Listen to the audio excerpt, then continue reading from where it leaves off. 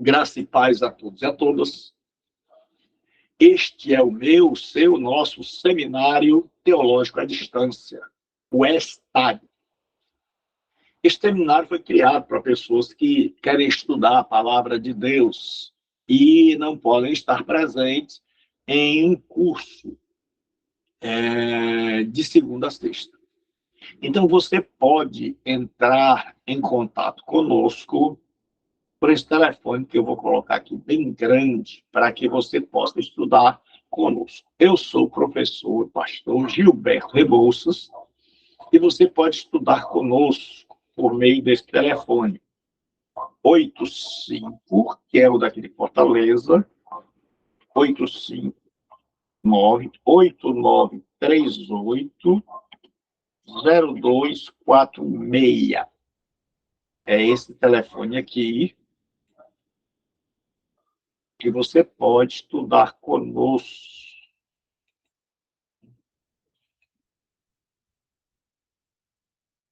85.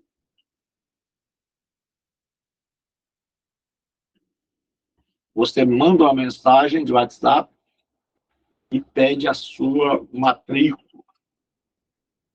8938-0246. Você pode se matricular.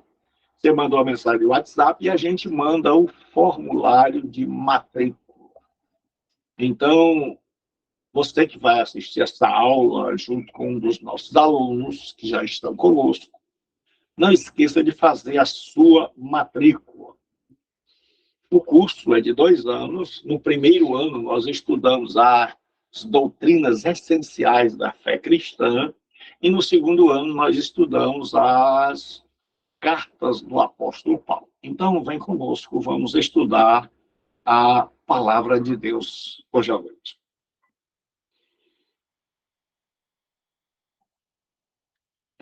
Nós vamos ler Gênesis capítulo 2, versículo 7, que diz assim: E formou o Senhor Deus o homem do pó da terra, e soprou em suas narinas o fôlego da vida, e o homem foi feito alma vivente. Senhor nosso Deus e Pai, nós estamos em Tua presença. Tu és Senhor, nós somos servos. Precisamos da Tua direção, precisamos da Tua graça, precisamos da Tua unção. Em nome de Jesus Cristo, Teu Filho, nós pedimos e oramos. Amém. Então, hoje, nós vamos começar a estudar sobre a ordem da criação. Quando nós estudamos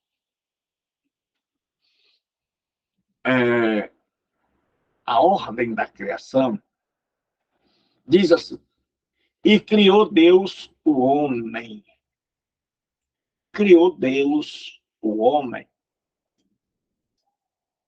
Aí diz que esse homem foi criado à imagem de Deus. A imagem de Deus o criou. Aí vai dizer o que o autor está querendo dizer com essa palavra homem. Pode ser, é o Adão no hebraico, que quer dizer o ser humano, a humanidade. E, por último, o nome do primeiro homem.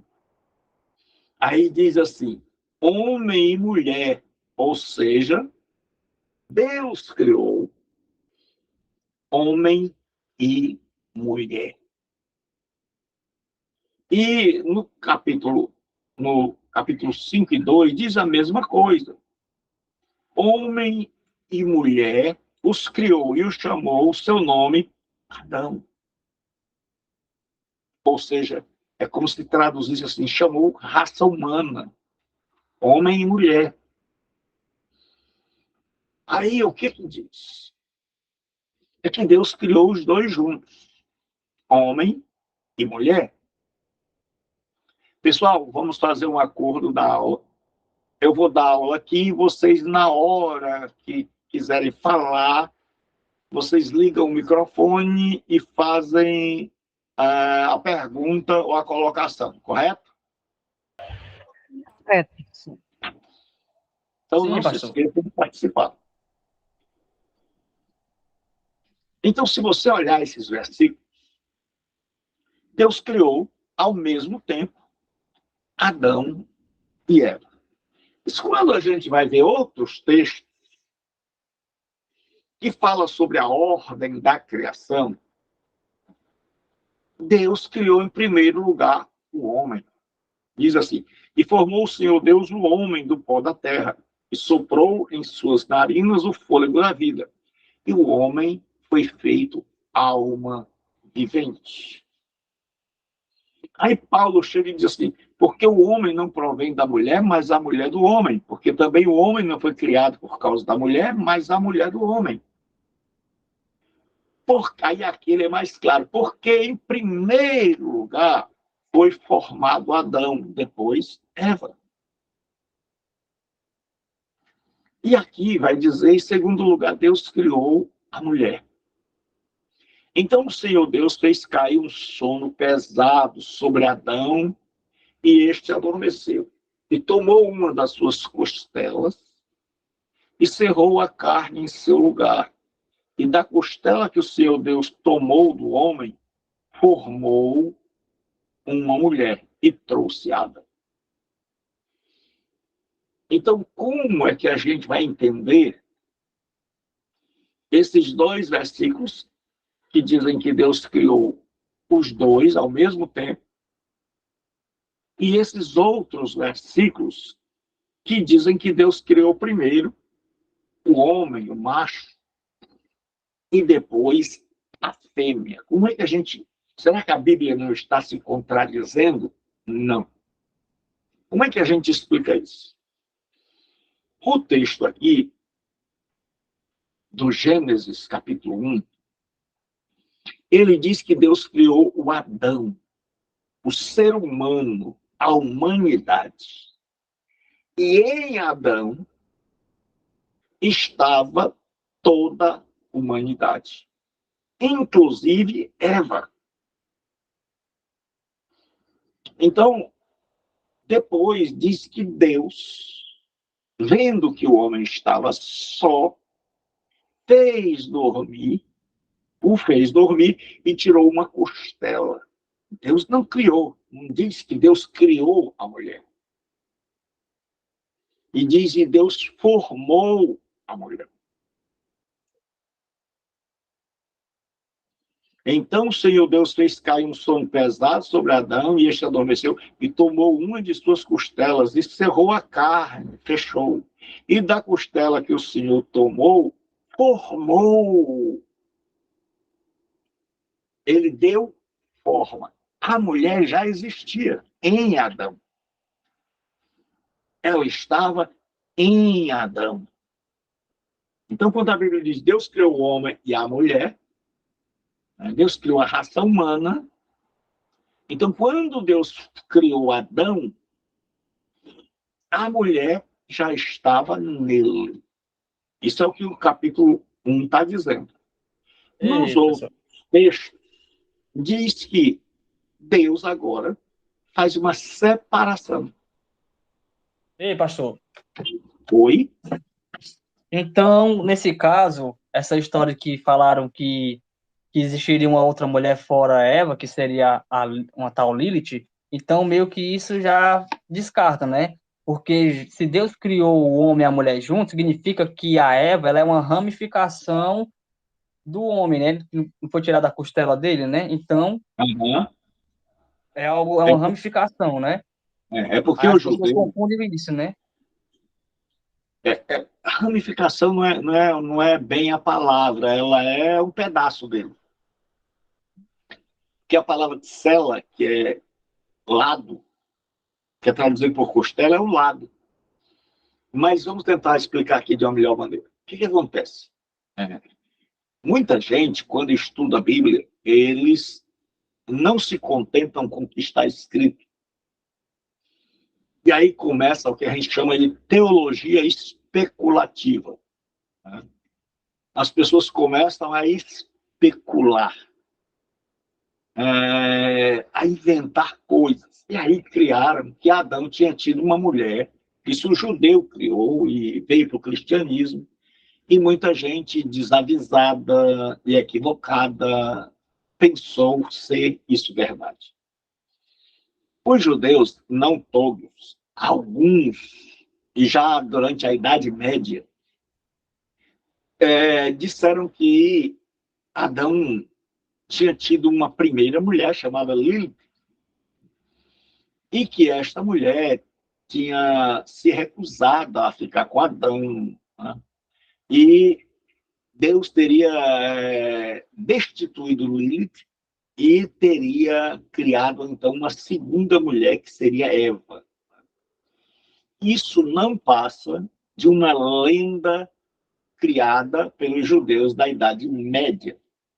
Então, não tem nada de bíblico nisso. O que acontece?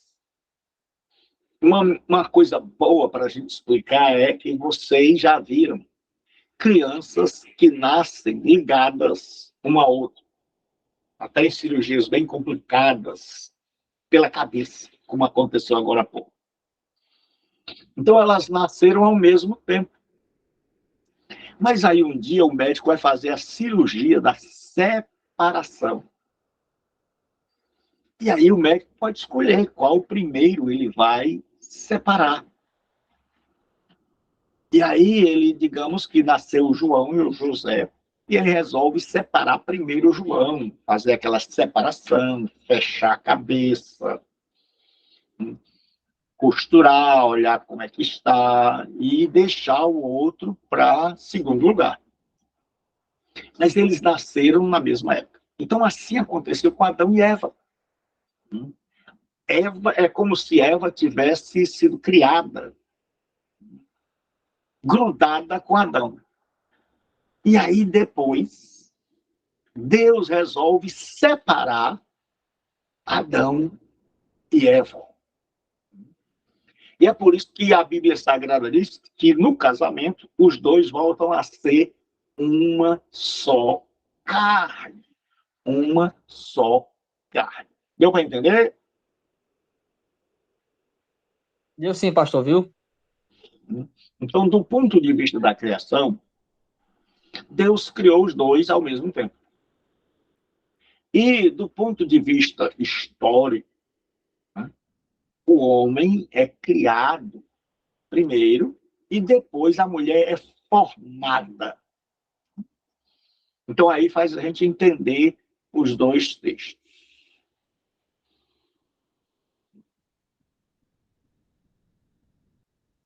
Aí Paulo agora ele vai dizer o seguinte: porque Paulo está ensinando que o homem foi criado primeiro. Por quê? Porque na igreja de Corinto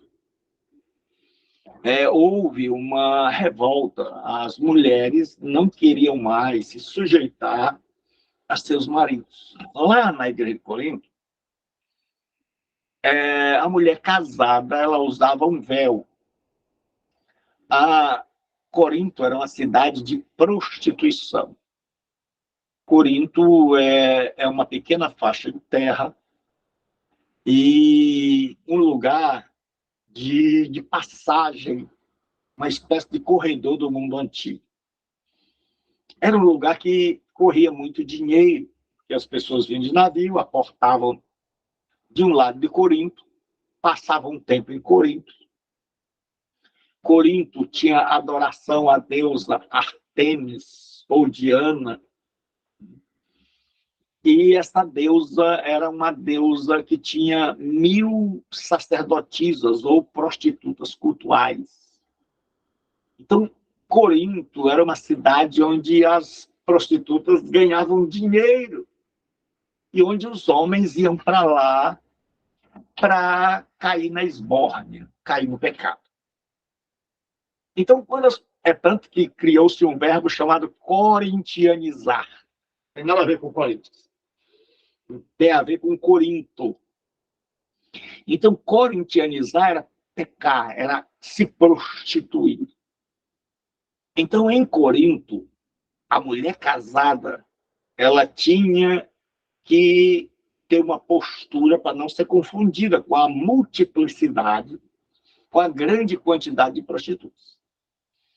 Então, naquela época, não tinha alianças. Então, como é que uma mulher casada era distinguida? Pelo véu que ela usava e pelo cabelo que ela deixava crescer. Então, quando uma pessoa passava por Corinto, ele olhava para uma mulher com o véu e ele percebia que o cabelo dela era grande, mas principalmente o véu, ele já sabia, era como no Ocidente, ver uma mulher com aliança no dedo. Essa mulher casada, ela tem um marido, ou se ela não é casada, ela é uma mulher de bem, ela tem um pai. Então não adianta eu querer mexer com ela. Já as prostitutas, para que todos os homens soubessem que elas estavam ali para o comércio do sexo, elas removiam o véu e cortavam o cabelo bem curto, para dizer que elas não estavam submissas ou sujeitas a ninguém. E aí o que acontece? Estas mulheres estavam, as próprias mulheres corretas, dignas, estavam querendo aderir a essa ideia de que a mulher ela podia ser igual ao homem. Não precisava estar debaixo de submissão nem do pai, nem do marido. Então, o que algumas mulheres estavam fazendo lá em Corinto? Estavam tirando o véu, mesmo sendo servas de Deus, elas estavam tirando o véu e algumas chegavam até a cortar o cabelo, naquela época. E aí elas ficavam parecidas e confundidas com as prostitutas. E aí Paulo chega e diz, irmão, vamos colocar as coisas em ordem. O marido, o pai, é o cabeça. O homem é o cabeça. E a mulher vem em segundo lugar. A mulher é obediente. Aí Paulo percebe, Paulo é muito inteligente, e se ele dissesse só isso, os homens iriam pegar e iriam abusar do poder que tinham sobre suas esposas. Iam se achar melhores. Paulo diz agora, todavia, nem o homem é sem a mulher, nem a mulher sem o homem no Senhor. Ele está dizendo, nenhum é independente. Quando no Senhor quer dizer, do momento que você é crente. Aí ele diz, por quê? Que é uma conjunção explicativa. Como a mulher provém do homem, ou seja, a primeira mulher, Eva, foi tirada do homem, assim também o homem provém da mulher, mas tudo vem de Deus. Então ele diz, olha, Deus equilibrou as coisas. A primeira mulher veio da costela de Adão. Mas todos os homens que nasceram posteriormente vieram de uma mulher. Então agora as coisas em Corinto estão bem. Existe uma coisa chamada igualdade no ser, mas subordinação nos papéis. Quando a Bíblia Sagrada ela vai falar da Trindade, Pai, Filho e Espírito Santo, tem uma frase que nos ajuda a compreender. Tem uma frase que diz assim: igualdade no ser, subordinação nos papéis. É uma frase que, numa teologia mais profunda, a gente diz assim, igualdade ontológica, mas subordinação econômica. O que é isso? Isso significa que o Pai, o Filho e o Espírito Santo são iguais em essência. Mas, nos papéis, no desempenho dos trabalhos, O pai é o que manda, o filho e o Espírito Santo obedecem. No casamento ou na relação homem-mulher, existe uma coisa parecida. Homem e mulher são iguais na essência. Ou seja, o homem tem um espírito, tem um corpo, a mulher também. O homem é capaz de criar, a mulher também. Então, como ser, nem o homem é maior que a mulher, nem a mulher maior que o homem. Os dois, como ser, são iguais. Iguais no ser. E onde é que está a diferença nos papéis? Deus criou cada um para completar o outro. Então, nos papéis, o homem dirige, governa. A mulher, ela é ajudadora. O homem é o cabeça. A mulher é aquela pessoa que ajuda, que está ali, porque sem ela não iria haver a perfeição. Então, o que acontece? No ser, homem e mulher são iguais. O mesmo corpo, o mesmo espírito, mesma sabedoria. Agora, nos papéis, Deus desenvolveu o papel de liderança para o homem e de ajudadora para a mulher. E isso não implica que a mulher seja menor que o homem. Significa que cada um tem seu papel estipulado pelo próprio Deus. Agora nós vamos para o que se chama de imagem de Deus. Alguma pergunta até aqui, pessoal? Não, pastor. Não, E agora pastor. não. Tudo bem. Então deu para entender, né?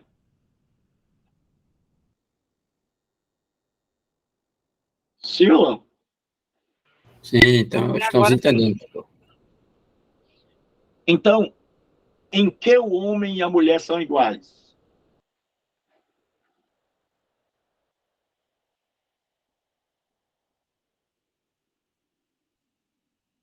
Vocês acabaram de dizer que tinha entendido. A imagem e semelhança do Senhor. Não. Foi isso que eu disse? Olha, vocês não fazem perguntas, aí vão passando batido.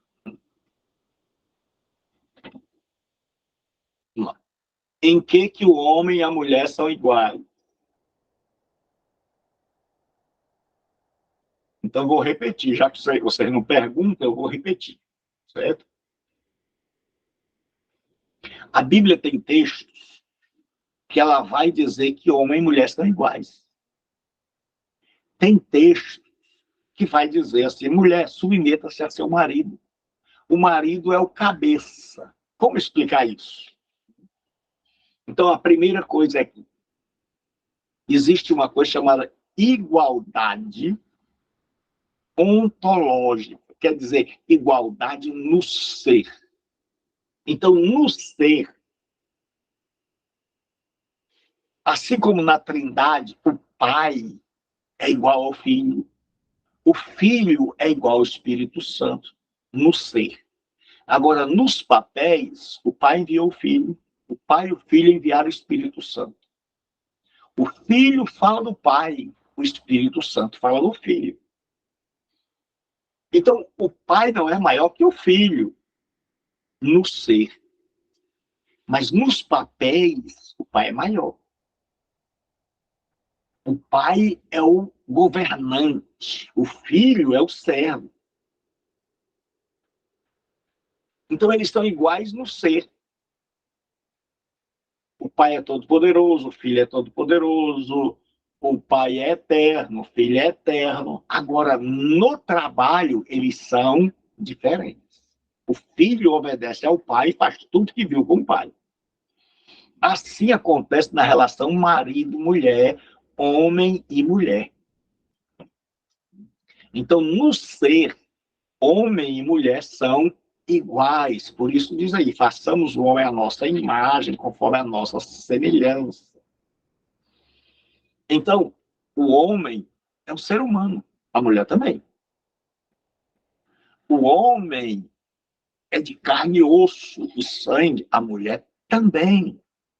O homem tem dignidade, tem vida, a mulher também. Então, no ser, homem e mulher são absolutamente iguais. Agora, pastor, mas a minha Bíblia diz que a mulher tem que se sujeitar ao marido?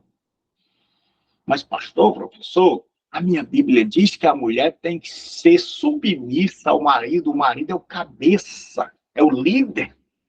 Ah, aí já não é mais o ser, aí é o papel.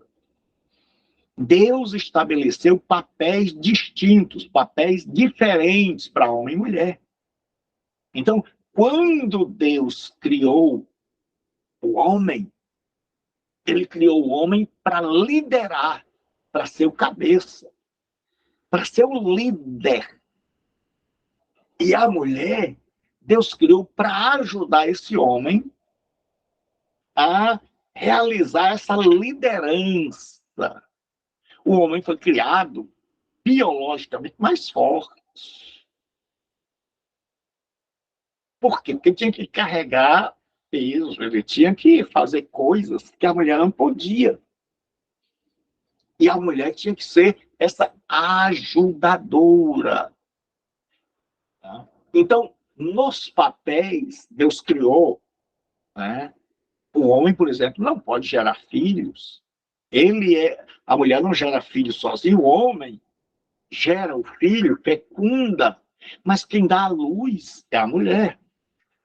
Então, cada um tem o seu papel. Então, quando a Bíblia fala de subordinação da mulher, não quer dizer que essa mulher seja menor, inferior, mas significa que ela tem papel, trabalho, desempenho diferente do homem.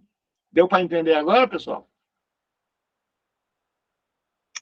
Sim, pastor. Deu, pastor, deu para entender. Então, agora vamos lá.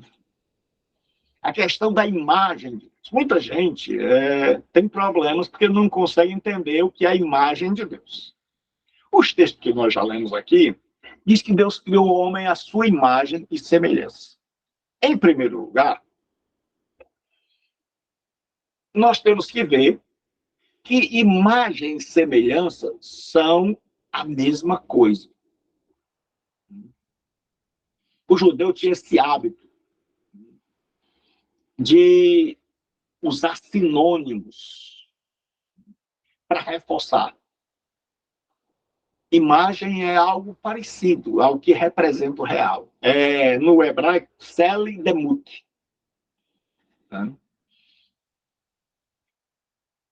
Então, imagem e semelhança são sinônimos, porque alguns se equivocaram e disseram imagem é uma coisa, semelhança é outra. Não.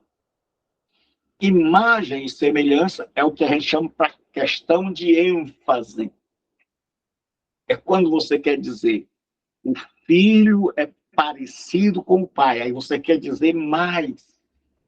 Aí diz assim, é igual, é a cara do pai. Você não está dizendo três coisas, você não está dizendo que ele é parecido, que ele é igual e que ele é a cara. Então, você está usando três termos para a questão de ênfase, para que as pessoas saibam que esse filho não é apenas alguém que tem alguns traços do pai, mas você está dizendo que ele é a cara, que ele é igual, que ele é a sombra do pai. Então, aqui o judeu está dizendo a mesma coisa, a imagem e semelhança. Porque quando chega no capítulo 5, este é o livro das gerações de Adão no dia em que Deus criou o homem. A semelhança de Deus o fez. Já não repete mais imagem.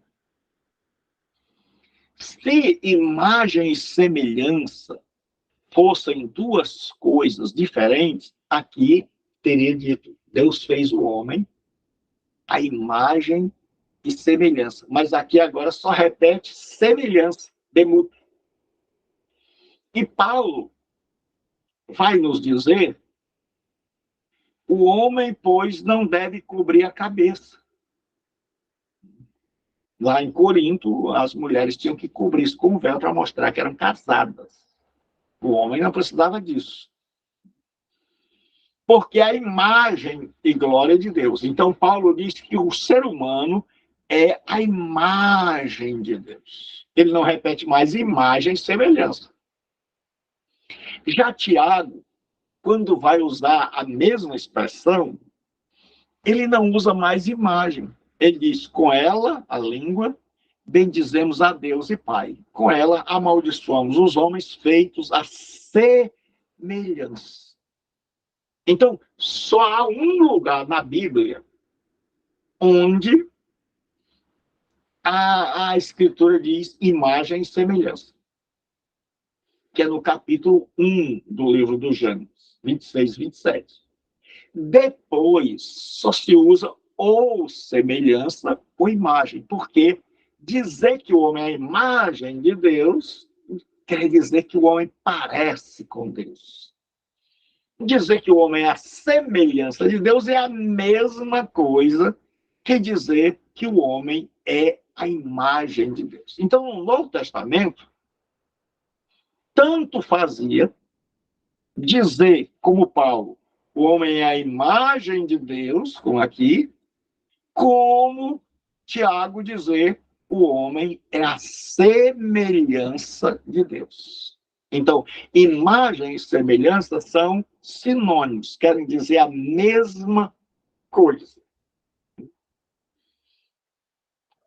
Aí, a grande pergunta é, a queda, capítulo 3, o pecado original, desfigurou a imagem, mas não acabou com ela. Então, quando o homem caiu, o que acontece? Diz assim em Gênesis 9:6. Quem derramar o sangue do homem, pelo homem, o seu sangue será derramado, porque Deus fez o homem conforme a sua imagem. Aqui é a instituição da pena capital. É o que a gente chama de lei de talião. É olho por olho, dente por dente. Então, Deus estipula a penalidade da pena capital. Ele diz, quem derramar o sangue do homem, esse derramar o sangue é um semitismo. O que é isso? É uma maneira do judeu falar que matou. É como se nós, brasileiros, diríamos assim, quem matar o homem será morto. Só que aqui ele diz, quem derramar o sangue do homem, pelo homem, o seu sangue será derramado. Porque Deus fez o homem conforme a sua imagem. Então veja aqui, o homem mesmo agora, sendo capaz de matar e de ser morto por causa disso, ele ainda traz a imagem de Deus em si. E Tiago diz assim, com ela bendizemos a Deus e Pai, e com ela amaldiçoamos os homens feitos à sua semelhança. Então, o que acontece? A imagem do homem não é mais a mesma. A imagem de Deus no homem não é mais a mesma. Quando o pecado entrou dentro do homem, o homem teve todo o seu ser danificado, prejudicado. Mas a imagem não desapareceu. Por quê? Porque senão nós só pensaríamos no mal. Porque se nós não tivéssemos a imagem de Deus em nós, nós seríamos monstros. Só que essa imagem foi bastante avariada. E aí nós vamos ver, professor, o que é essa história de que é a imagem de Deus no homem? A imagem de Deus no homem, a primeira coisa que a gente deve dizer é o que não é. A imagem de Deus no homem não é no corpo. Porque a Bíblia diz que Deus é espírito. Então nós não devemos procurar a imagem de Deus no corpo do homem, mas dentro dele. Então a imagem de Deus, em primeiro lugar, é a justiça original. Ou seja, esse homem foi criado reto, justo. Por isso ele era a imagem de Deus. E viu Deus tudo quanto tinha feito, e eis que era muito bom. Então Deus criou o homem bom, justo. Eis que tão somente achei que Deus fez o homem reto. Então, isso é o que a gente chama de justiça original. Então, o homem foi criado bom, foi criado reto. Mas, após a queda, essa bondade já não é mais tão boa. O homem continua capaz de praticar bondade, capaz de ajudar o próximo. Mas, geralmente, ele quer levar vantagem. Ele ajuda, mas quer ser visto. Tira foto. Dá cesta básica na igreja, mas manda filmar. Os fariseus chegavam a tocar trombeta. Então, o homem consegue ser bom, mas não tão bom. Ele é bom para quem é bom com ele. Jesus chega a dizer, se vocês amam somente os que vos amam, que recompensa vocês querem? Porque Jesus sabe que a gente é capaz de bondade. Mas a nossa bondade hoje é uma bondade para quem é bom com a gente. É uma bondade também que a gente quer que seja vista. Deus criou o homem reto, mas hoje a gente procura andar no caminho da retidão. Mas de vez em quando a gente escorrega. Todos nós, durante o dia, a gente tenta dizer, olha, hoje eu vou andar aqui pelo caminho da retidão. Hoje eu quero viver de uma maneira que só agrade a Deus. Aí de vez em quando a gente perde a paciência. De vez em quando a gente fica com mágoa. De vez em quando a gente se ofende. Então a gente já não consegue. Aí a gente se arrepende. Volta para o caminho certo. Mas a gente já não consegue mais ser só reto. Outra coisa que faz parte da imagem de Deus no homem é a personalidade. Deus é um ser pessoal, tem intelecto, sabedoria, emoção, ele sente, e vontade. O ser humano também. O ser humano é o único ser que tem intelecto. Ele sabe, ele aprende, ele pensa, ele tem emoção, ele fica alegre, triste.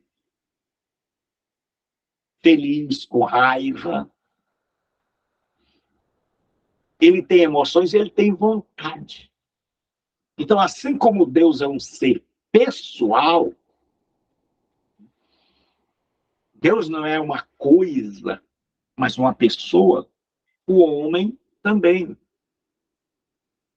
Então, o homem é a imagem de Deus porque ele é um ser pessoal.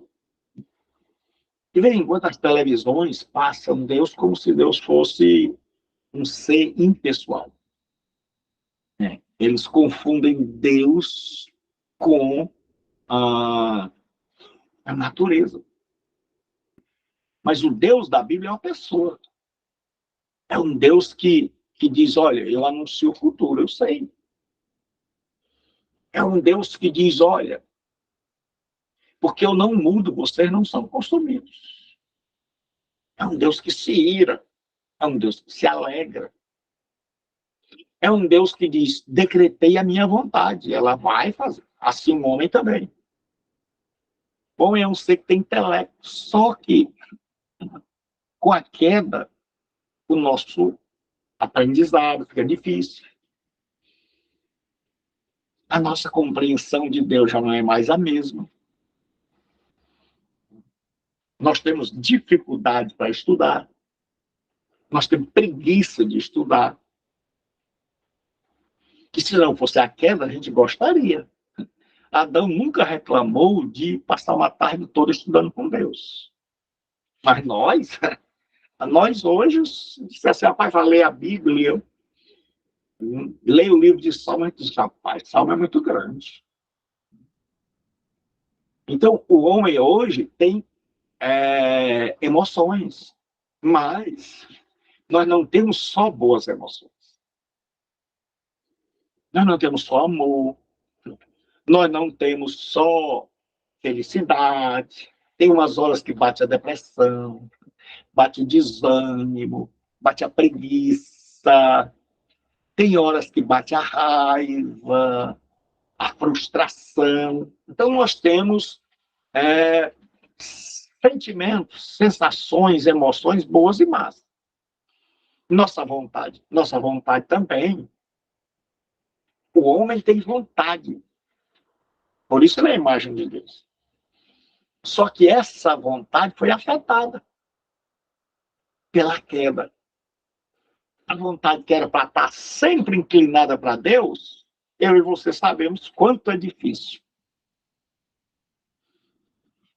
Que Deus estabelece uma coisa e a nossa vontade é outra. Que a gente tem dificuldade para orar, para ler a Bíblia, para estar no culto. A gente quer, a gente gosta. Mas, se você for fazer um passeio, você não está olhando para a hora. Se você andar na beira-mar, você não vai estar olhando para a hora. Se você estiver passeando no lugar que você gosta, você não vai estar olhando para a hora. Mas se você estiver num culto, deu 9 horas, deu 8 horas, deu o horário de terminar o culto, você quer ir para casa. Então, a gente tem umas vontades que são opostas à vontade de Deus. Isso é efeito da queda. Então, quando a gente se converte a Jesus Cristo, o Espírito Santo começa a agir no nosso intelecto. A dizer, eu vou ensinar você. E aí a gente tem que gostar de ler, de aprender, de fazer cursos como esse, porque o Espírito Santo quer nos ensinar. E o Espírito Santo começa a mexer nas nossas emoções. Começa a nos ajudar nas nossas emoções. E o Espírito Santo começa a revelar a vontade de Deus. E vai chegar um dia onde essa imagem com a qual nós fomos criados vai ser restaurada. Nós vamos compreender bem, entender a vontade de Deus. Vamos ter prazer em aprender, em estudar. Vamos ter sentimentos maravilhosos. Vamos ter vontade, segundo a vontade de Deus. Mas até lá, nós estamos em processo de transformação. Deu para entender até aqui, pessoal? Deu, pastor. Deu sim. Vamos lá. Outra coisa que é a vontade de Deus é moralidade. Então, Deus é um ser pessoal, mas Deus é um ser moral. Deus é um ser que separa o bem do mal. Deus é um ser que rejeita o mal e pratica o bem.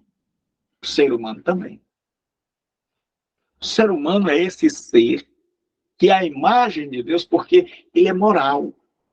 Ele pode fazer o errado, mas ele sabe que está errado. Então, o ser humano tem essa capacidade de discernir o certo do errado, o bem do mal, a vontade de Deus da vontade que não é a vontade de Deus. Então, isso chama-se moralidade. O ser humano é um ser moral.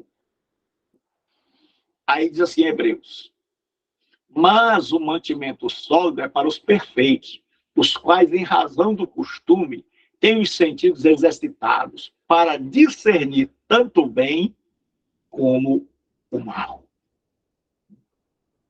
Então, o ser humano, o cristão maduro, ele tem essa moralidade. O ímpio já virou imoral. Ele não tem mais os valores.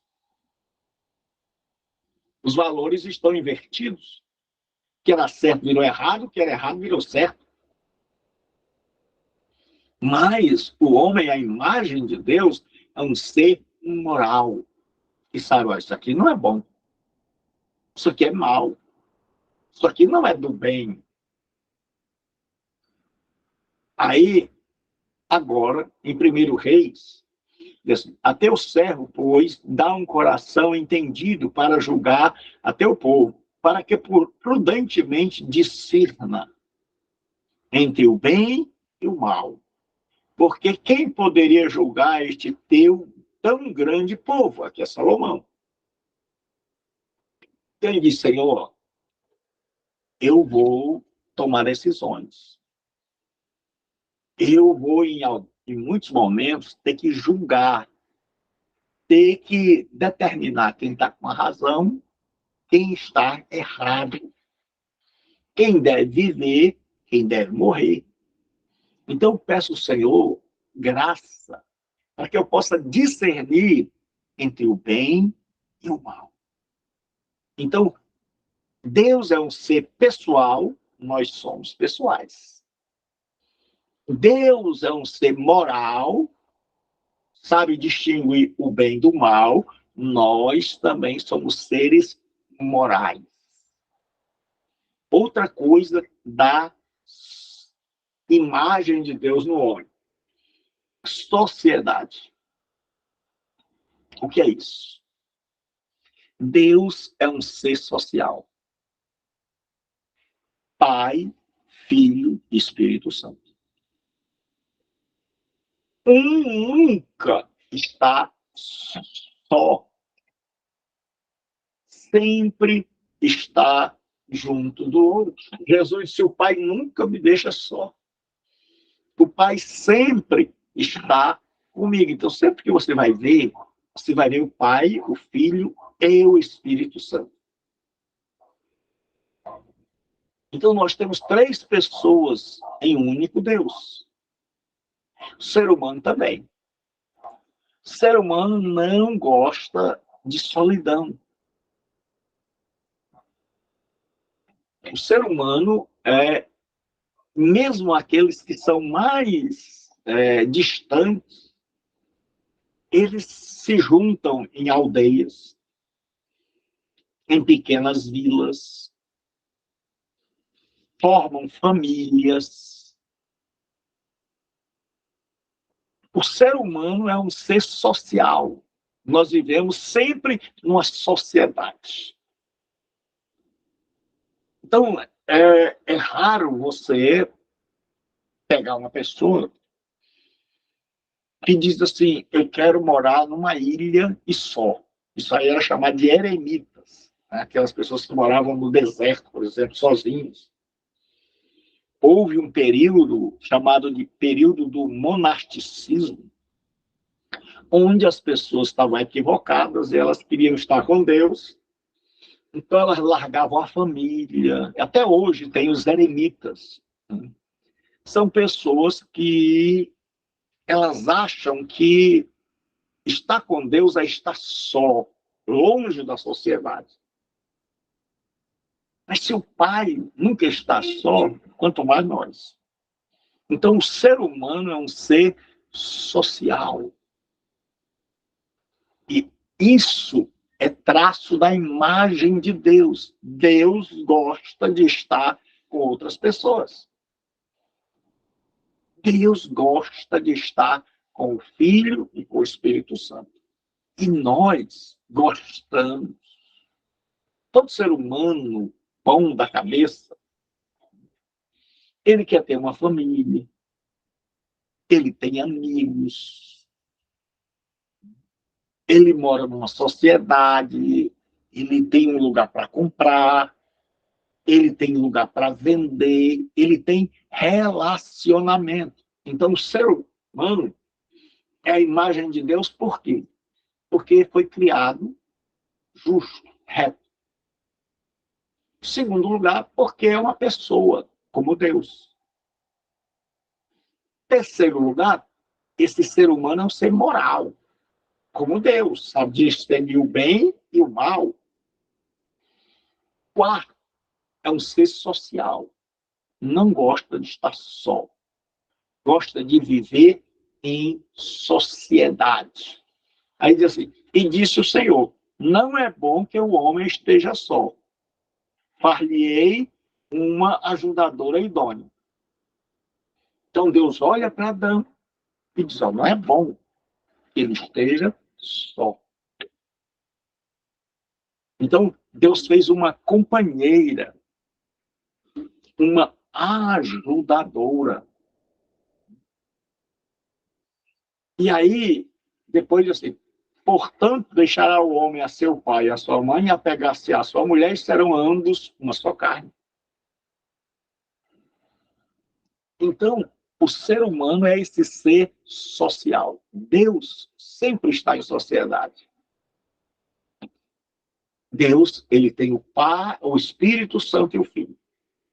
Mas aí Deus chega e diz, olha, Israel, eu quero que vocês sejam o meu povo. Aí Israel frustra a vontade de Deus. Deus diz, olha, eu quero criar a igreja. Eu quero ter comunhão com vocês. Porque Deus é um ser social. Por isso que todos nós precisamos ter uma igreja. Por quê? Porque a imagem de Deus é que eu e você somos uma sociedade.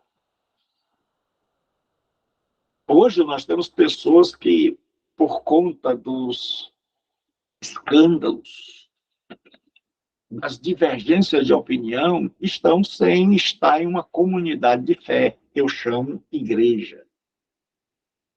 Mas todos nós precisamos estar em uma comunidade de fé, por mais falha que ela seja. Por quê? Porque nós somos seres sociais. A gente precisa de outros para cantar, para conversar sobre a mesma fé. Outra coisa que faz parte da imagem de Deus em nós é a racionalidade. O ser humano não é um animal irracional. É alguém que tem capacidade de raciocinar, de pensar, de examinar as coisas, de parar e dizer, espera aí, isso é certo ou é errado? Isso aqui que estão mandando no celular é golpe ou não? Eu estou triste. Por quê? Então, nós temos essa capacidade de raciocínio, de pensar, de elaborar histórias, de examinar as histórias. Aí Paulo diz assim: rogo-vos, pois, irmãos, pela compaixão de Deus, que apresenteis os vossos corpos em sacrifício vivo. O sacrifício do Antigo Testamento era morto, era um animal morto. Paulo diz que o sacrifício do Novo Testamento é vivo, santo e agradável a Deus. Aí ele diz que é o vosso culto racional. Que é um culto onde você usa o raciocínio. Há lugares onde as pessoas dizem que teve um culto, mas parecia com tudo menos racional. Se você usar o raciocínio para ver, ali Deus está sendo adorado, examinar, para parar e pensar, você vai ver, a coisa complicou. Então, o que é a imagem de Deus no homem? Repita comigo, por favor. O homem é um ser pessoal. O homem é um é ser um pessoal. ser pessoal. Ser pessoal. Deus também é. Deus Deus também. O homem é um ser social. O O homem é um ser é um ser social. social. Deus também é. Deus também é. Deus também é. O homem é um ser moral. O homem é um ser moral. moral. Deus também é. Deus também é. Deus também é. O homem é um ser racional. O O homem é um homem é ser um racional. Deus também é. Deus também é. Deus também é. Então nós vimos o que a imagem de Deus no homem é que ele é uma pessoa. Deus é uma pessoa ou é uma pessoa. Deus é um ser moral, sabe o que é certo e o que é errado. Deus é um ser social.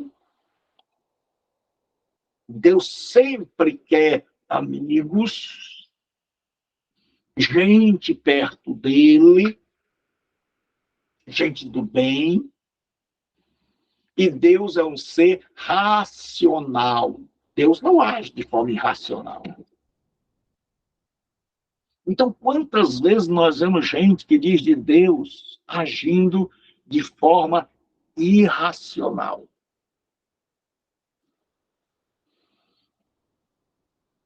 Então, vamos lá. Características da imagem de Deus no homem. Repita. Característica da imagem de Deus no homem. Bom, então, personalidade. Repita. Personalidade. Segundo, sociedade. Sociedade. Sociedade. Moralidade Moralidade. e racionalidade. E racionalidade. Pronto. Então, quando a pessoa perguntar para você o que é a imagem de Deus no homem, você diz, olha, Deus é uma pessoa. Eu também sou. Tem muita gente aqui, mas ninguém, nenhum de nós é igual. A nossa personalidade é diferente. Cada um é diferente. Porque Deus nos criou parecido com Ele. Nós temos aqui pessoas que são sociais. Você vê, a gente não quer estudar só, a gente quer estudar com outros. A gente gosta quando tem gente aí. Eu dei uma aula essa semana e o link não foi. Fiquei sozinho falando aqui, é muito ruim. Quem já assistiu aquele filme O Náufrago? Eu já, pastor. Eu também. Você vai ver que a solidão é tão ruim que aquele homem fala com a bola de vôlei. Ele desenha uma cara que ele está tentando ficar louco, sozinho. É um coco, né, pastor? É. É um coco. É uma bola de vôlei. Não é um coco, não. Na bola de vôlei É. que ele achou. Aí ele fala, e ele dá até o nome, é o Wilson. Então ele começa a conversar. Por quê? Porque sendo ele a imagem de Deus, ele precisa de outras pessoas. E como não tem, ele cria um imaginário. Irracionalidade. Todos nós são, quando as crianças são pequenas, você consegue enganar. Mas à medida em que elas vão crescendo e que elas vão amadurecendo um pouquinho, elas vão começando a não ser mais enganadas. Aqui eu brinco muito com as minhas netas. Nós nos divertimos bastante, elas estão sempre aqui, a gente está sempre... Mas antes era tão fácil enganá-las. Era tão fácil. Né? Eu gosto de um programa de televisão, que é o único que eu assisto ao meio-dia. Eu não sei se vocês já viram o programa da Renata Fã, que tem Jogo Aberto. Alguém aí já assistiu? Não, assisti ainda não, pastor. Ninguém, né? Passa no canal, na Band, né? No canal 20 aqui. Então, eu sempre, desde de muito tempo, eu assisto. Passa sobre esporte, eu gosto muito do Fortaleza. E aí, o que acontece? Eu brinco com a menina, que a Renata Fã é bonita. Aí, quando elas eram pequenas, eu dizia assim, olha, vem cá, dá a bênção para a avó Renata Fã.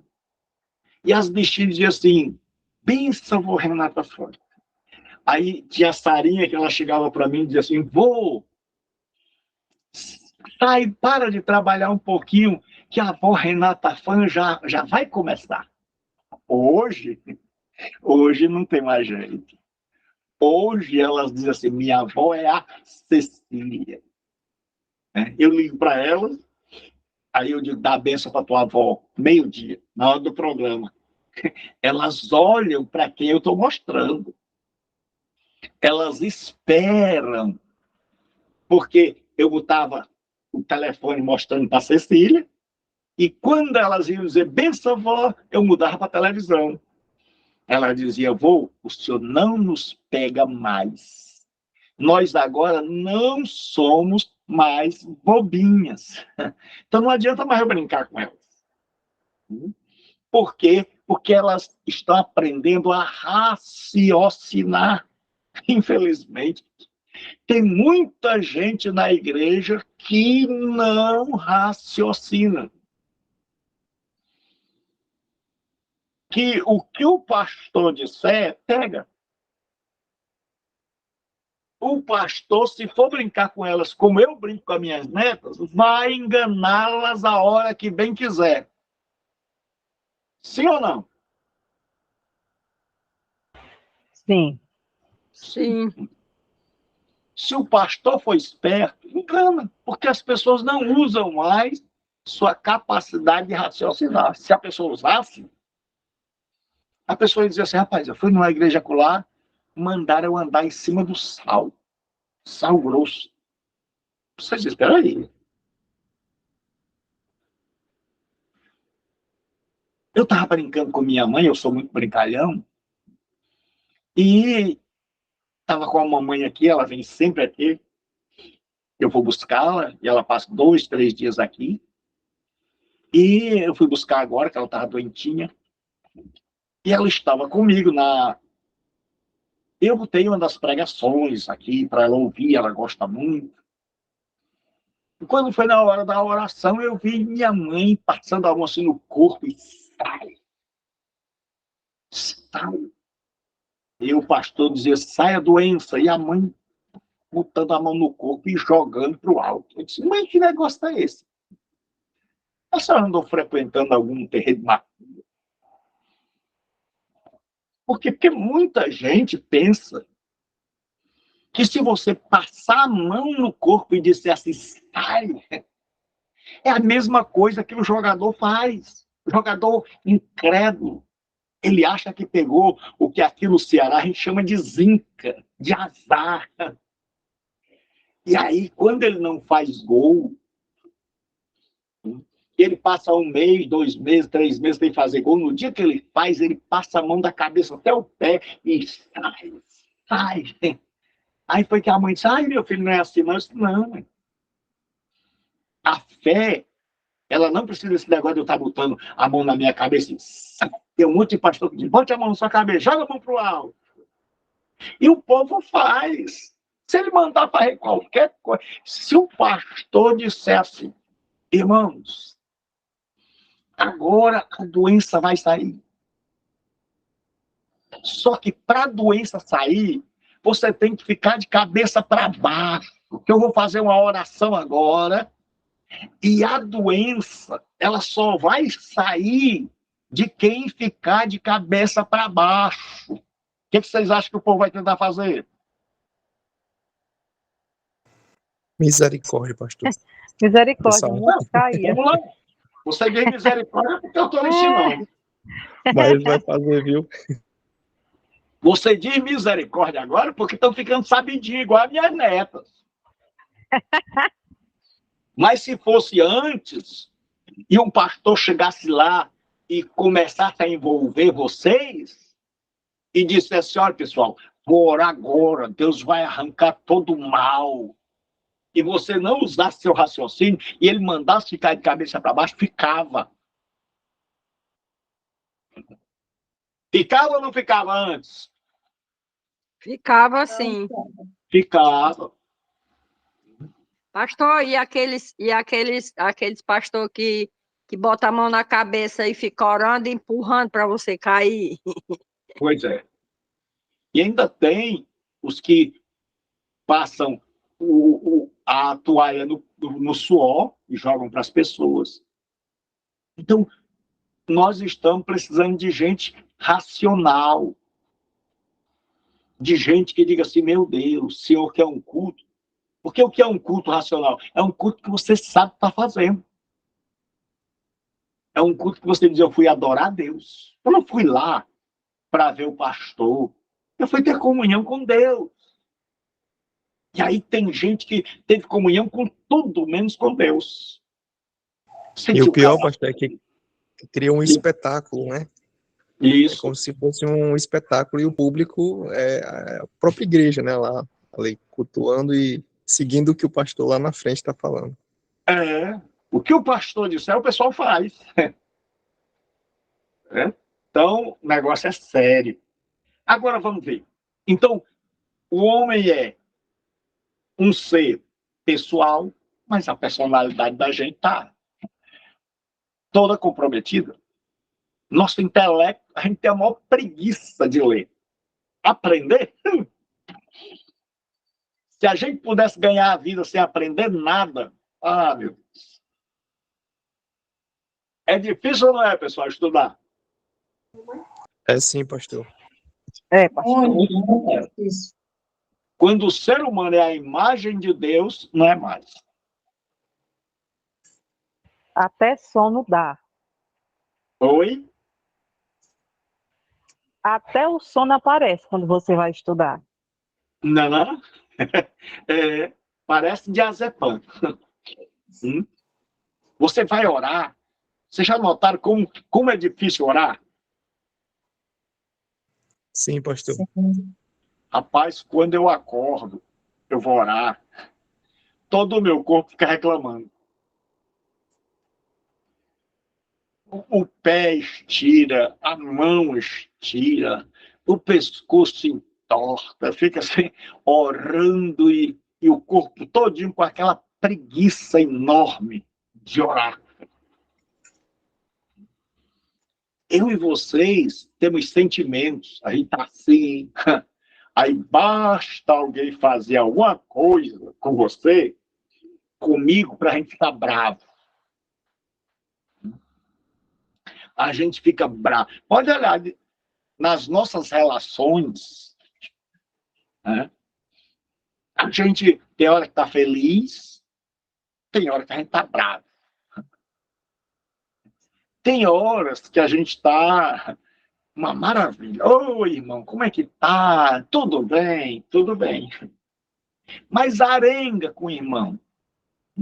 Tem uma irmã lá, que eu não vou dizer o nome, eu arengo com ela. Mas, rapaz, tem dia que ela fica brava. Então, esse é o ser humano. Eu, você. Não tem dia não, pessoal, que a gente amanhece com a maior facilidade de ficar bravo. É, Com pastor. certeza, pastor. Tem dia que a gente Parece amanhece que- igual um siri. Parece que a gente dormiu assim e o sono não foi legal, a gente acorda assim, sem aguentar nem ninguém ouvir falar. Mas tem dias que a gente acorda cantando. Ela, É assim. tem dia que você acorda feliz, tem dia que você acorda triste. Por quê? Porque as nossas emoções foram abaladas.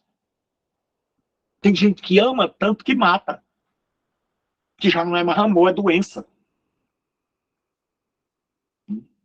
Tem gente que não ama, não consegue ser feliz. Então, todo o nosso ser, a nossa vontade, a gente escolhe cada coisa.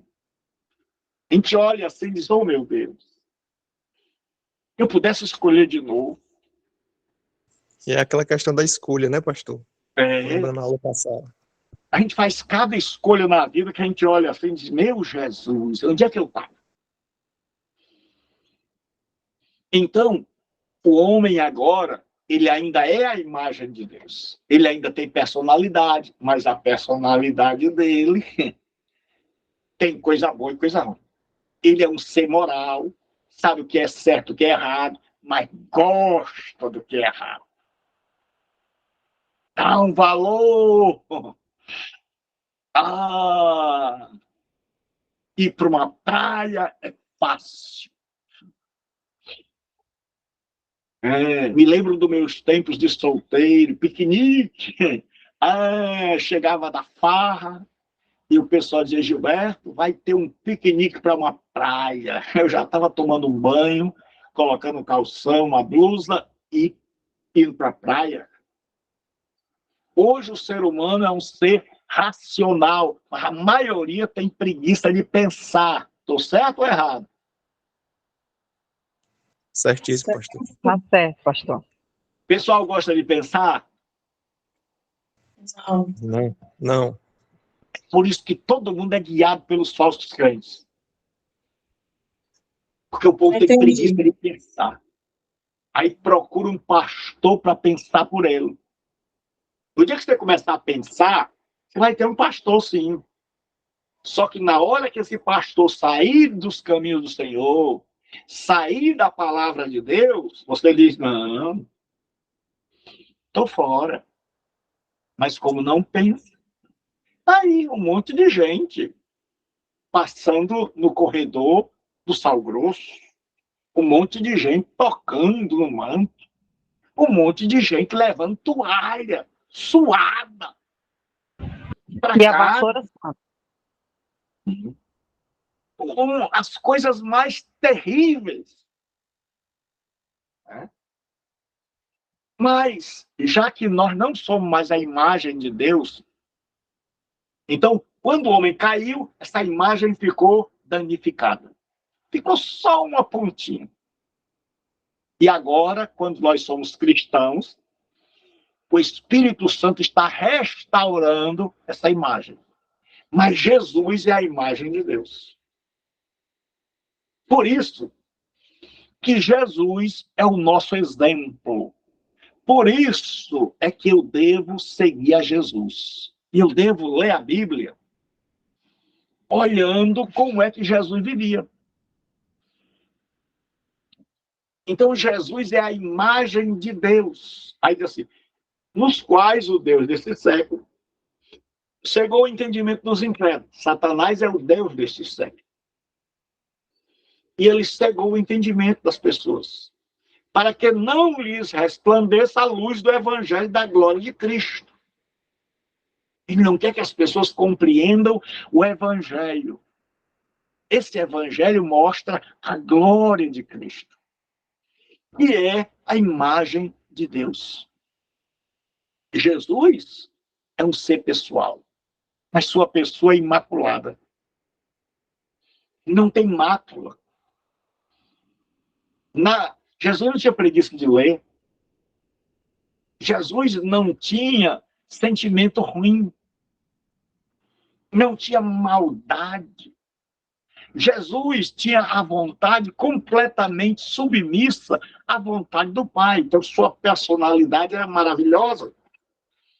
Jesus era um ser, quando esteve aqui como homem, era um ser social. Ele vai na casa de Marta e Maria. Ele chama os discípulos. Ele aceita que o Judas vá com ele. Ele tem amigos. Ele aceita convite para casamento, para jantar. Mesmo de pessoas que não gostavam dele, porque Jesus era do bem, era social.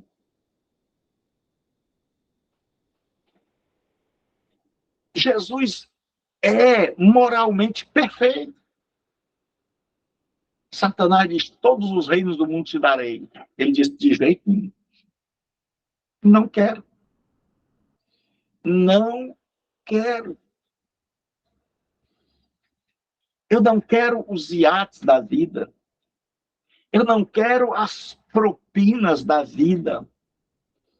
Eu não quero essa vida, como diz Salomão, vaidade de vaidade. Tudo é vaidade, tudo passa. Tudo é efêmero, tudo é neblina. Jesus sabia disso, e hoje quão doentes estão as pessoas, com cegas, sem usar o raciocínio. Jesus era alguém que usava sempre a razão. A pessoa chegava para ele e disse: mestre, ele dizia: é lícito pagar imposto a Roma, a César? Jesus não era bobo. Jesus disse: por que me tentais, hipócritas? Dá-me uma moeda. Aí tiraram uma moeda do bolso. Jesus disse: o que tem aí gravado na moeda? Eles disseram: a imagem, o rosto do César. Jesus disse: então devolva a ele o dinheiro dele. Se vocês têm no bolso, veja como Jesus era tremendo na razão. Jesus disse: tira do bolso aí uma moeda. Você está com a moeda, e Jesus: de quem é essa moeda? Aí foi que eles vieram perceber: rapaz, todo dia eu compro, eu vendo, eu boto no meu bolso, eu boto no cofre a moeda com a cara do César. E eu nunca tinha percebido isso. Que a moeda que nós usamos é uma moeda romana, então pertence ao César. Aí Jesus diz assim: dai a César o que é de César. Hoje Deus tem a compaixão de nós. A maioria dos crentes são semi-analfabetos em Bíblia. E Deus tem a compaixão de nós. Um monte de gente dentro de igreja que, se receber uma pergunta dessa, está perdido. Que não entendeu o evangelho, que não usa a razão, que segue a qualquer um. E Jesus é a imagem de Deus, o qual nos tirou das potestades das trevas e nos transportou para o reino do seu Filho, o Filho do seu amor, em quem temos a redenção, pelo seu sangue, a saber, a remissão dos pecados, o qual é a imagem do Deus invisível. Então, quando você olhava para Jesus, você conseguia ver o Deus invisível. Um dia, Filipe chega para Jesus: Senhor, o Senhor já fez muitos milagres. O Senhor ensina como ninguém. Nós precisamos de uma coisinha só para concluir. A gente recebeu um diploma de teu discípulo. Eles pensavam que já tinham terminado o curso. E aí Jesus disse: que é, filho? Qual é o seu desejo?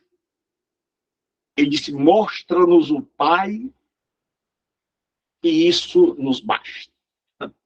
Se o Senhor nos mostrar o Pai, aí pronto. Jesus olha para ele. Jesus percebe que ele não entendeu ainda. Aí Jesus diz: Felipe,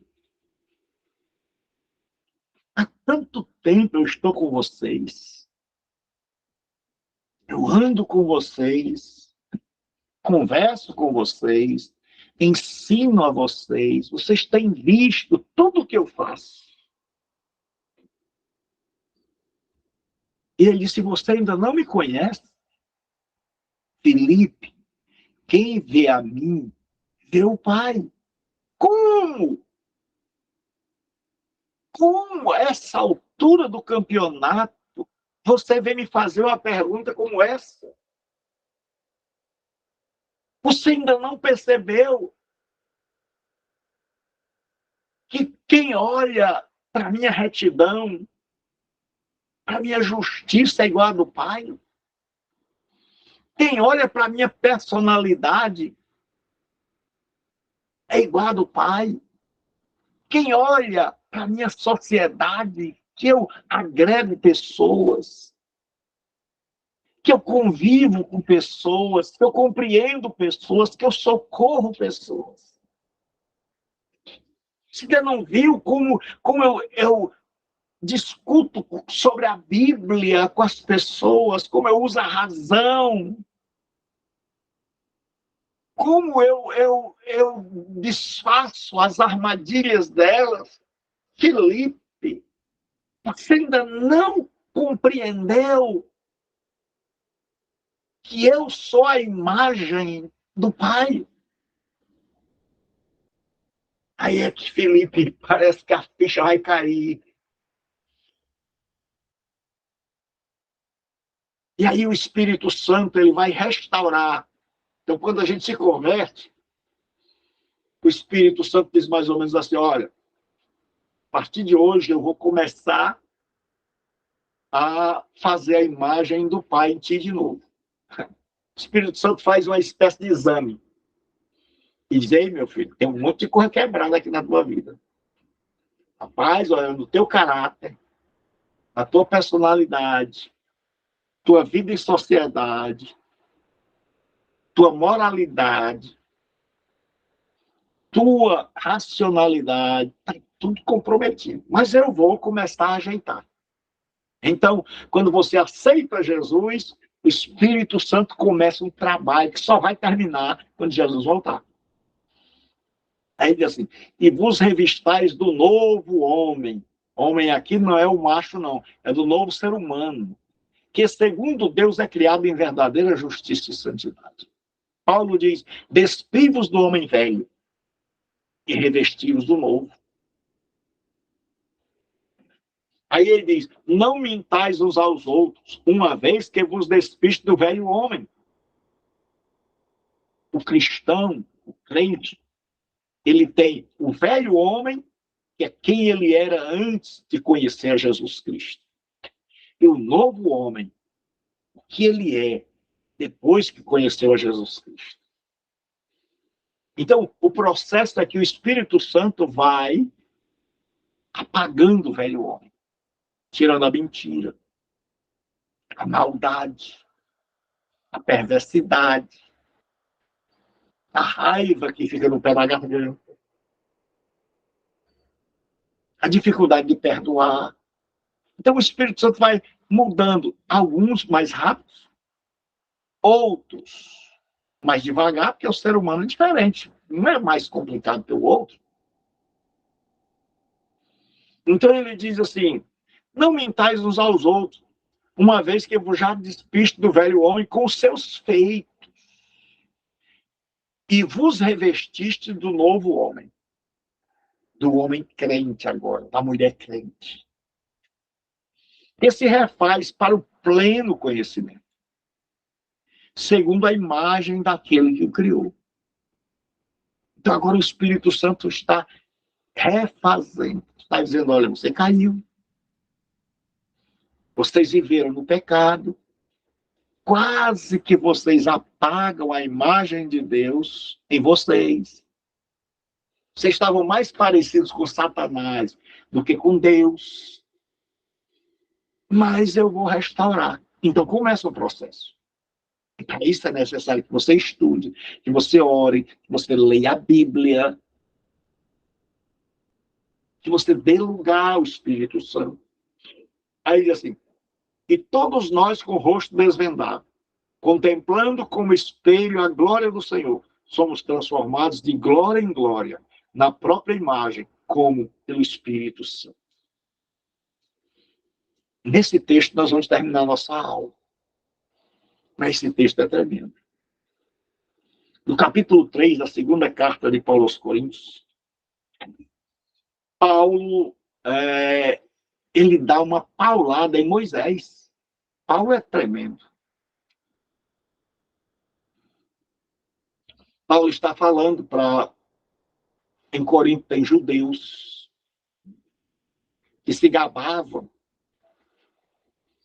porque Moisés tinha descido com o rosto brilhando do monte. Então eles diziam assim, olha, nós seguimos a Moisés. Moisés desceu com a glória de Deus resplandecendo em seu rosto. Aí Paulo diz assim, nós não somos como Moisés. Você diz assim, precisa ser muito macho. Vai dizer um negócio desse. Paulo diz, Moisés cobria o rosto. E Paulo diz, ele cobriu o rosto, sabe por quê? Não é porque ele era um homem humilde. Não. Paulo diz, é porque ele percebeu que a glória estava desaparecendo. Quando ele desceu do monte, estava brilhando, totalmente brilhando. Mas com o passar dos dias, Moisés percebeu que a luz estava enfraquecendo. Estava diminuindo. Então, o que Moisés fez? Moisés botou um véu. Para quê? Para que o pessoal pensasse, Moisés humilde. Homem humilde. Não quer que a gente veja a glória de Deus no rosto dele. Aí Paulo disse, não.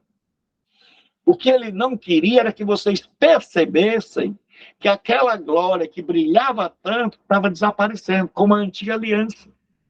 A antiga aliança que era maravilhosa, com templo, com sacerdote, com animais, com a glória de Deus descendo sobre o tabernáculo, estava indo embora. E a nova aliança com Jesus estava começando. Aí Paulo diz, olha, nós somos ministros do Novo Testamento, a letra mata, a lei. Mas o Espírito, o Novo Testamento, dá vida. E se na lei você pecasse, morria. No Novo Testamento, você tem vida. E aí ele diz assim, que todos nós com o rosto desvendado, descoberto. Ele diz antes, e nós não somos como Moisés. É muita coragem. Ele diz, todos nós com o rosto descoberto, desvendado, ou seja, sem maquiagem, sem encobrir os defeitos. Porque o que é a maquiagem? Eu não sou contra, eu acho que toda mulher deve se cuidar. E a Bíblia não é. Mas o que Paulo está querendo dizer? É que a maquiagem, ela cobre os defeitos. A pessoa tem uma mancha na pele, a maquiagem cobre. A pessoa tem rugas, a maquiagem cobre. Então, a maquiagem é uma correção dos defeitos. Então, Paulo disse, olha, todos nós temos que nos apresentar diante de Deus do jeito que nós somos, sem enganação, sem fazer de conta que a gente é santinho, bonzinho, maravilhoso, mas com a cara descoberta. Aí ele diz, já que o véu foi tirado, contemplando a glória, como por espelho, a glória do Senhor. Ele sabe quem é o exemplo? Jesus. Ele diz, se você olha para o espelho, do outro lado, você não vê a você mesmo, você vê Jesus. Aí você compara, Jesus é perfeito. Perfeito na personalidade, perfeito na moral, perfeito na racionalidade, perfeito na interação com as outras pessoas, perfeito em obediência. E aí ele diz, contemplando a glória do Senhor, é igual uma pessoa que vai fazer, antigamente, hoje não, hoje a gente já compra tudo feito, mas eu tenho uma tia chamada Helena, que ela era costureira. E as pessoas levavam o tecido e a roupa, o modelo. Hoje as pessoas ainda usam isso no cabeleireiro. Então, o modelo, o paradigma, o exemplo padrão é Jesus Cristo. Ele diz, contemplando a glória do Senhor. Nós estamos olhando para ele. Aí ele diz assim, somos transformados. Isso aqui está na voz passiva. Nós estamos sofrendo uma ação. Quanto mais eu estudo Jesus, quanto mais eu leio Jesus, quanto mais eu conheço Jesus, mais o Espírito Santo vai me transformando. Aí diz, de glória em glória. Ninguém é transformado da noite para o dia.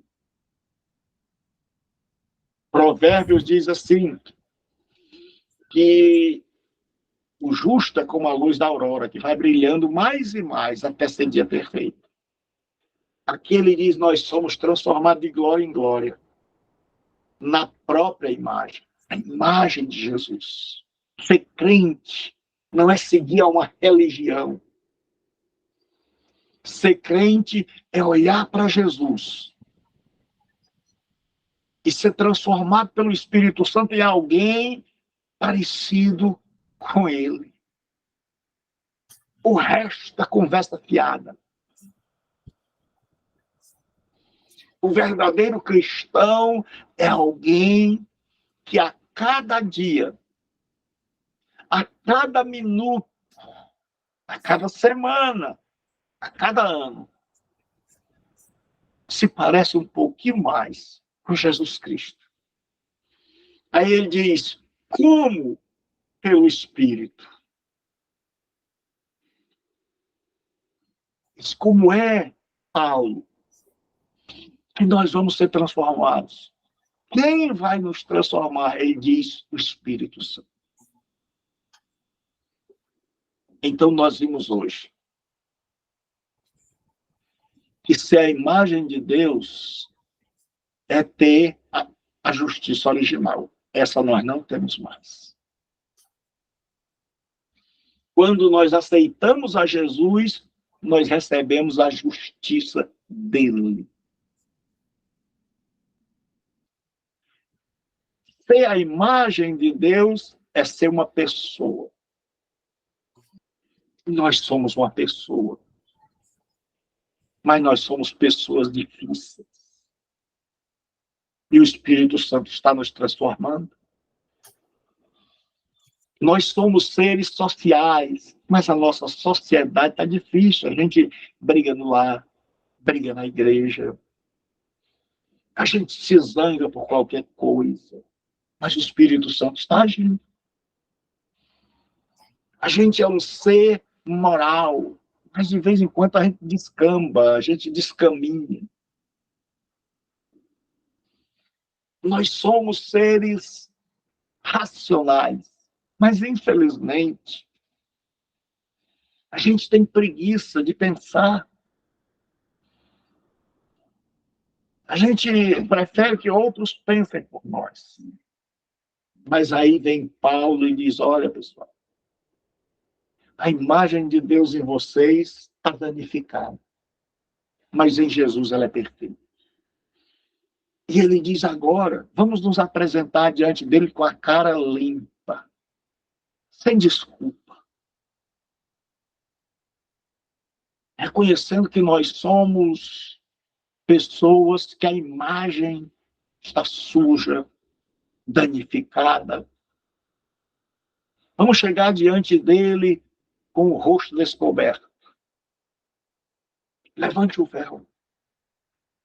Porque Moisés, ele só andava de véu quando ele estava diante do povo. Mas quando ele entrava na tenda do tabernáculo, ele levantava o véu. Então, quando Paulo diz, olha, diante de Jesus, levante o véu, quer dizer que Jesus é Deus. O mesmo Deus que estava lá no Antigo Testamento. Aí ele diz, contemple, como por espelho, olhe para Jesus. Para quem é que você está olhando? Quem é teu exemplo? Contemplando por espelho a glória do Senhor. Aí ele diz, quanto mais você lê, quanto mais você ora, quanto mais você conhece a Jesus Cristo, ele diz, somos transformados de glória em glória. Um pouco hoje, um pouco amanhã, na mesma imagem, pelo Espírito de Deus. Que o Espírito Santo nos transforme. Que Deus tenha misericórdia de nós. E que nós possamos chegar um dia no céu com essa imagem de Deus completamente recuperada. Pensando coisa boa, sentindo coisa boa, tomando decisões corretas, conseguindo viver em amor, em perdão, em comunhão, usando a nossa racionalidade, não sendo mais inocentes, porque aí não vai ter mais cobra, não vai ter mais serpente, ninguém vai mais nos enganar. E nós vamos estar na frente do Pai, diante de Deus, entendendo o que Ele vai dizer, compreendendo Sua palavra. Que Deus abençoe sua vida. Que Deus abençoe seu lar. Que Deus seja com cada um de nós. Fique com Deus. Alguma pergunta? Pastor, eu tenho uma pergunta, pastor. Que bom. É assim, quando Moisés pediu ao Senhor que ele visse a aparência do Senhor, o Senhor não deixou, porque ele disse, certamente morrerás, né? Uhum. E mais na frente, Cristo, falando para o apóstolo, ele disse, muitos profetas quiseram ver o que vós vedes e ouvem agora e não viram, né?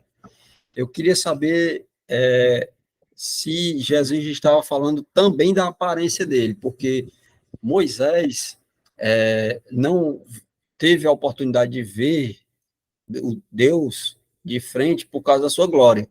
No entanto, os apóstolos estavam olhando para Cristo, vendo a aparência de Deus sem a glória. Você entendeu a minha pergunta? É porque é assim. Entendi. Eu entendi que a personalidade de Deus, sim, ele estava passando dessa forma também, mas eu queria saber, também ele falou da aparência de Cristo? Não. Por quê? Quando nós começamos, nós vimos que a imagem de Deus, ela não é no corpo, porque Deus é espírito. Uhum. Então, quando Jesus, quem me vê o Pai, não estava falando da sua aparência, mas Entendi. dele ser parecido com... Por quê? Se cada um de nós, do jeito que nós somos diferentes, um é branco, outro é moreno, um tem o cabelo estirado, outro tem o cabelo... Um é baixo, outro é alto, então nenhum de nós seria a imagem. Agora, quando Jesus diz assim, quem vê a mim vê o Pai, é porque Jesus era igual ao Pai, pensava igual ao Pai, falava igual ao Pai, Tem personalidade, né? Então, era isso no interior que Jesus era igual ao Pai e não no corpo. Deu para entender? Sim, sim, amém, pastor. Deus abençoe. Alguém mais tem alguma pergunta? Então, Deus abençoe.